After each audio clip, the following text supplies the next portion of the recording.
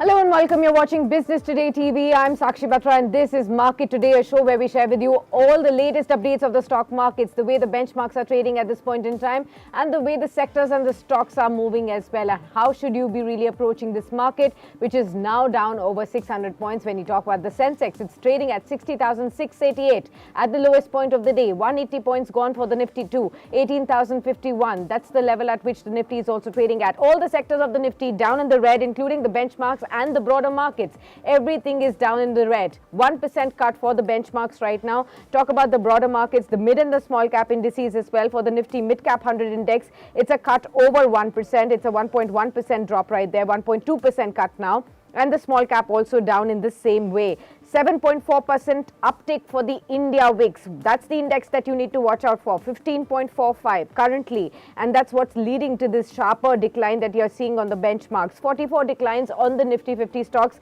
versus 6 advances. There are only 6 stocks that are up in the green right now. Some of those movers on the upside defying the overall gravity: Divis Laboratories, HDFC Life, Maruti, Asian Paints and Ultratech Cement, all up by about 0.25% to about 1.5% odd. On the downside, what is really creating the pressure on the markets? It's the metals pack. Hindalco, JSW Steel down in the red. Coal India, ONGC also seeing slipping about 2.5 to 3 odd percent. Tata Motors also dragging by about 2% odd as well. In terms of the sectors, the one that is leading, actually the markets downward and creating maximum amount of pressure today is the realty pack, down by over 2% odd. The banks are down in trade, metals down by 2% as well, 1% cut for the Nifty Bank and also for the IT space as well. The FMCG stocks are down by 1.6% odd.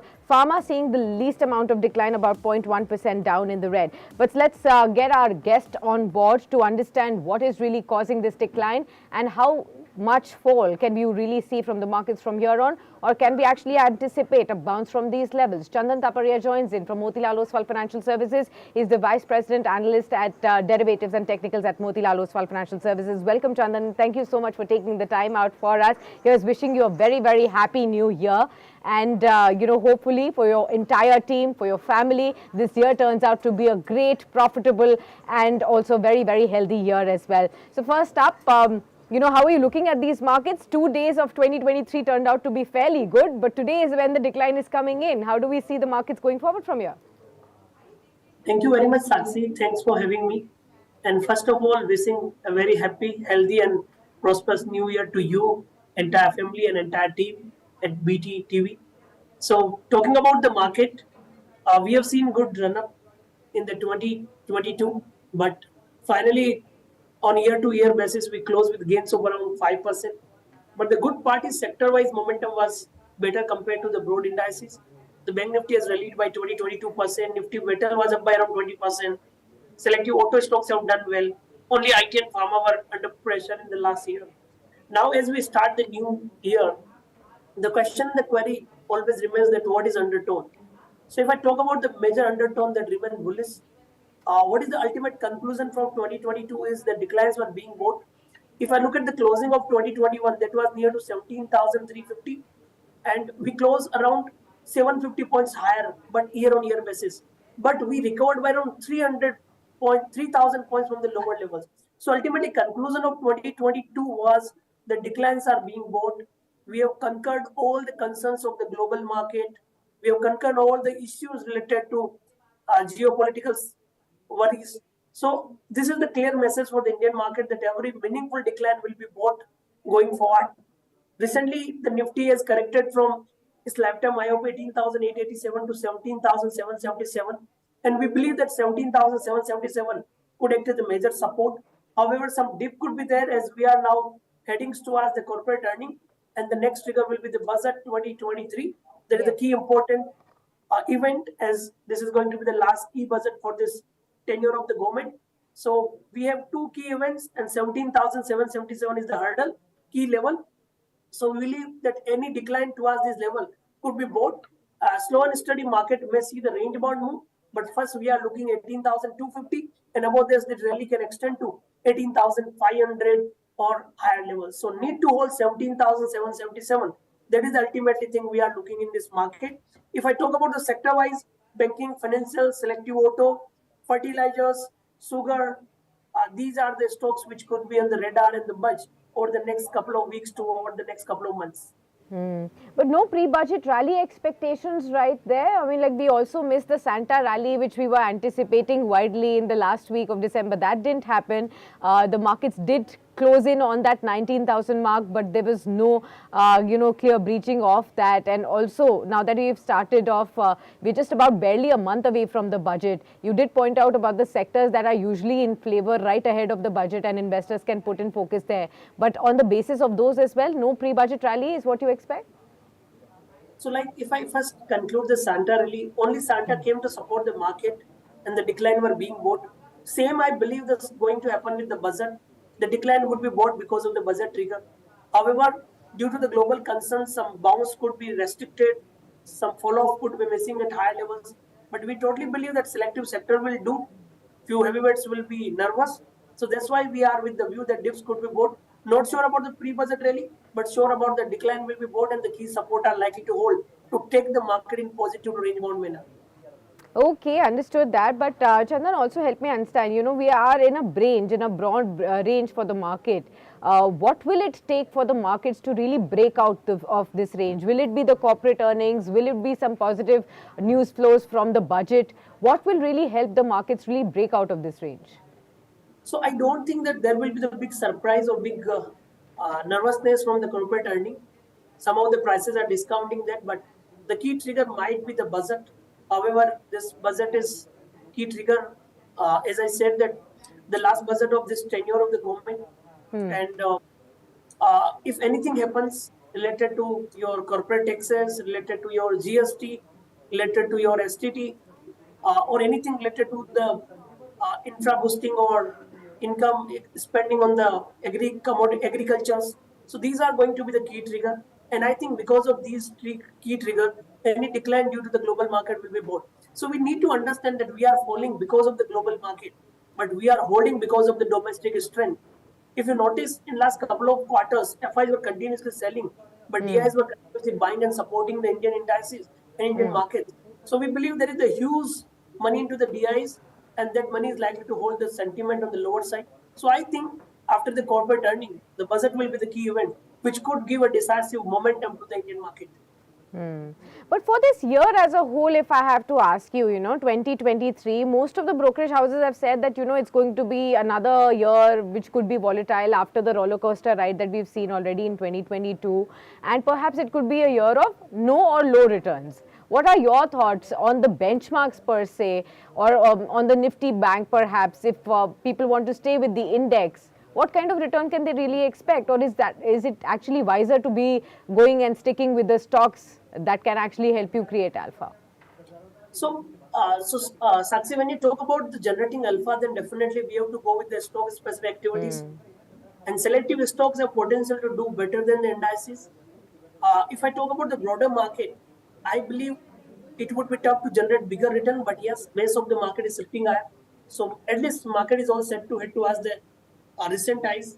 That is for positional point of view. I'm not commenting on the immediate point of view. Sure. So if you look at the last month, December was down. It formed a bearish engulfing. Usually, historically, January also has the dull momentum where the bounces are being restricted. If I look at the data of last 15 years, but again, due to the budget, and this is a different budget where dips could be bought. So I believe that somehow 17,777 or 17,500 could be the major support.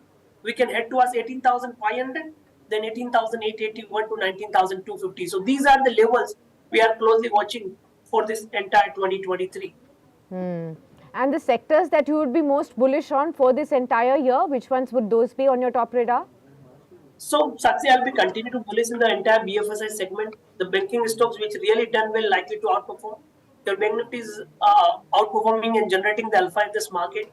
So, continue to remain bullish in the banking, counter, selective, whether you talk about private or the PSU name.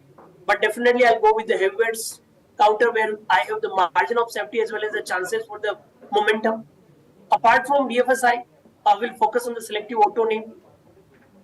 One can also look at the few metal, however, volatility could be there. But due to the global market, selective metal stocks are likely to continue their rhythm, as we have seen good run up in the last year also. So banking, financials, metal, selective auto, these are the stocks from broader market or indices per se would be on radar to generate the alpha in this market scenario. Okay, so name about 2 to 3 stocks that you believe can actually give investors sharp returns despite the overall macroeconomic concerns that could impact the benchmarks. 3 stocks, top bets for 2023. What would those be? Yeah, so I'll look at the stocks from the different sector by diversifying the investment and at the same time finding out to generate the alpha. First name I'll pick from banking, that is buy on the Axis Bank. Axis Bank, however, already has seen the good momentum, but the major breakout and momentum happened into 2022. If I look at the right now, the stock is holding the gains respecting to its rising trend line. Major trend is intact to positive. Right now it's trading near to 960. Accumulate this counter in between 930 to 950. Put support near to 880. We are looking for around 10 to 15% run up towards 1050 to 1100 in Axis Bank. So at least expecting 10 to 15% run up in heavyweights counter like Axis Bank. Accumulated lower levels with support of 880 zone in Axis Bank. Apart from that, other name which I want to mention here is RHIM. So RHIM is a mid-cap name, non-FNO counter. This is RHI Magnesia India Limited. This is somehow I can say capital engineering sort of company. It's a manufacturing engineering companies, so can do well. If I look at the price setup, already we have seen good run up in the last year. Momentum is likely to intact. This is the counter which is performing well from last 7 year on year to year basis. Price setup is quite increasing. Accumulate this counter in between 830 to 850. We have major support near to around 770 and having potential to rally towards 950 to 1000. That also comes to around 15 to 20% return from current level. Apart from that, as we are heading towards the budget, total focus will be on the agri theme of the India because Bharat is all about gaon ka desh hai. So when you talk about agriculture, you cannot forget about the fertilizer. So I have positive view on RCF and fact and selective other name, but here I'll pick with RCF. This stock is all set to give a consolidation breakout of last 4 to 5 weeks. Major trend is positive. Every decline is being bought. Recently it drifted to 105, but again the buying was seen.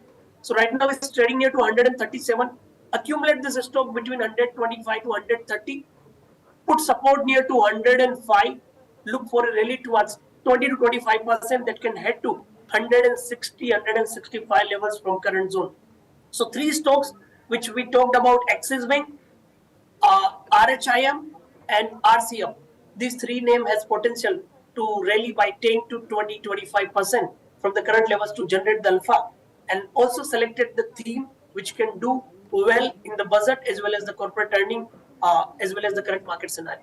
Sure, absolutely. Well, thanks a lot for that, Chandan, and thanks for sharing these top 3 bets for 2023. These stocks could actually help investors generate alpha and give potential returns of up to 20-25%. So these stocks could be on your radar: Axis Bank, RHIM, and RCF right there. Chandan, stay on with us. Let me take it across to my colleague Akansha, who has a list of all those stocks that are buzzing in trade today. Akansha, take it away.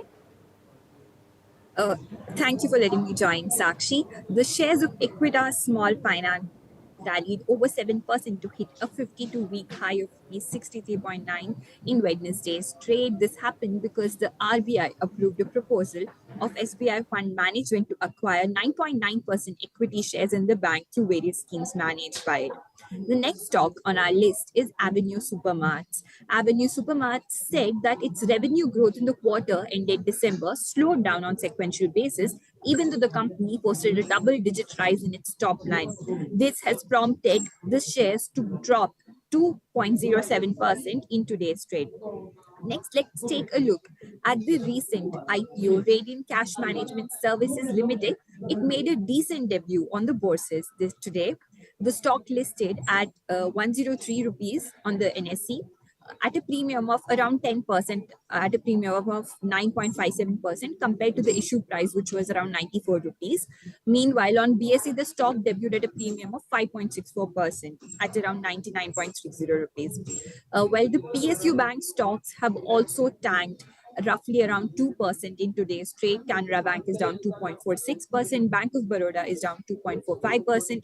Union Bank of India is down 2.31%. Central Bank of India is down 2.29%. Punjab National Bank is down 2.16%, while IDBI Bank is down 1.88%. Back to you, Sakshi. Thanks a lot, Akansha. Well, Chandan, any thoughts on the banking space and how they're taking some profits? Some profits are being taken off the table. These stocks that have outperformed in the last quarter of 2022. Any thoughts here? How investors should approach in the new year, all the PSU banks and the banking space overall? Yeah, so when you talk about the Nifty Bank, as I mentioned, that comparatively Bank Nifty has potential to outperform the market. It has major support near to 40 to 600, 40 to 700 zone, and Bank Nifty has potential to again rally towards 43,500 level. When you talk about private bank, as I mentioned, as Axis Bank could do well. In PSU, I'll focus on SBI and Canara Bank. SBI is one of the strongest banking name. Major trend is positive and it declined towards 600 is the buying opportunity with support near to 575. We are looking for a 630, 635 kind of target. So one can continue to remain bullish in selective private and PSU bank. And out of that, Axis from private and SBI from the PSU will be the top bet to trade the market.